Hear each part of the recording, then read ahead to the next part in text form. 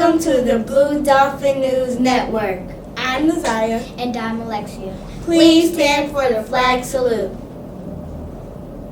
Ready, begin. I pledge allegiance to the flag of the United States of America and to the republic for which it stands, one nation, under God, indivisible, with liberty and justice for all.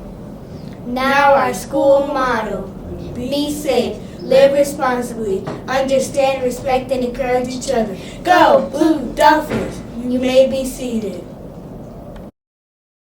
Birthday celebrations.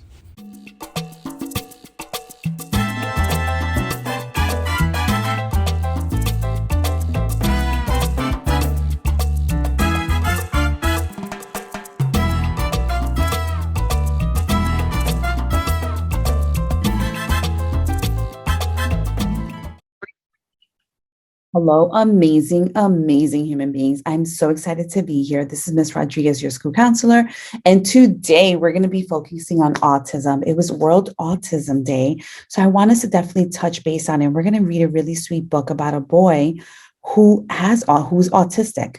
And we're going to read half of it today and half of it tomorrow because it's a pretty long book. But I thought it was a great way to kind of really learn about the different characteristics of a child that may have autism, okay? So let me share my screen.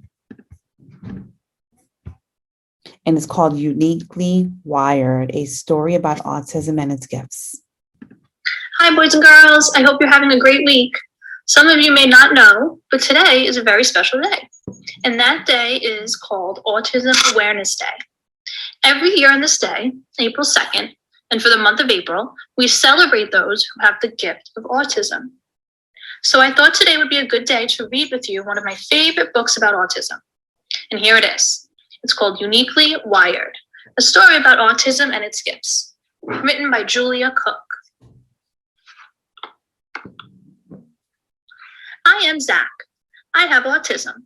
Some people say I have a disability. I don't see it that way at all.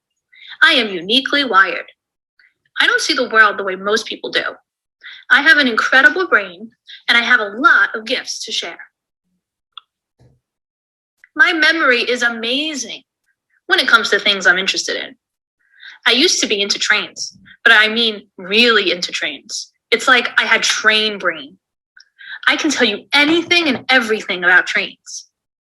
A few years ago, I grew out of trains. Now I'm into watches. I mean, really into watches.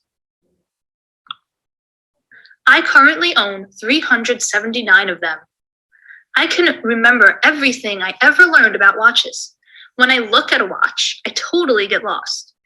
I love to see the hands move. I always know what time it is. I love to see the gears turn. I love to see the numbers. I love to hear my watches tick. I can be with my watches for hours and lose all track of time. Hey, that's funny. When it comes to watches, I hold them, listen to them, smell them, and if I could, I would eat them. When I go to bed at night, my watches go to bed with me. Sometimes I don't sleep. Neither do they. If you ever want to teach me something, try doing it from a watch's point of view. Then I just might understand. Zach, if a watch falls to the ground, it might break. Then it won't be able to move because its insides will be broken. If you don't wear your seatbelt in the car and we get into an accident, your insides might get broken. Then you won't be able to move. You might get tired of listening to me tell you about watches, but I will never get tired of talking about them. It's not fair. How come Zach can take his watches to bed with him, but I can't take my toys to bed with me? Because Zach's watches help him feel comfortable enough to fall asleep. Your toys might keep you awake because you'll want to stay up and play with them. Because of Zach, I have learned that fair doesn't always mean equal, and that's okay. Thank you, Zach, for sharing your gifts with me. Grade level meeting. Most of the time, I like doing things all by myself. I really don't like to talk to other people, especially people I don't know very well. I have my very own personal space bubble. I get to decide who I let into my bubble and when. Once in a while, my teachers have to remind me that other people have bubbles too. Oops. I don't like hugs very much, but my mom gives them to me anyway. She says I'm like hugging a prickly pear cactus. Sometimes I hug people at the wrong time. I can't seem to figure out the hug thing. Oh, and you know what else? I hate it when the tags on my clothes scratch my skin. Oh, and another thing, I have a hard time knowing what you were thinking and feeling when I look at you. But that's okay. You can't look at me. You can look at me and learn how I think and feel. And I have a hard time looking at you when you talk to me. When I try to do that, too much information goes into my head all at once, and it makes me feel uncomfortable. That's because you talk with your eyes. I'm not being rude when I look away. I'm just trying to protect myself.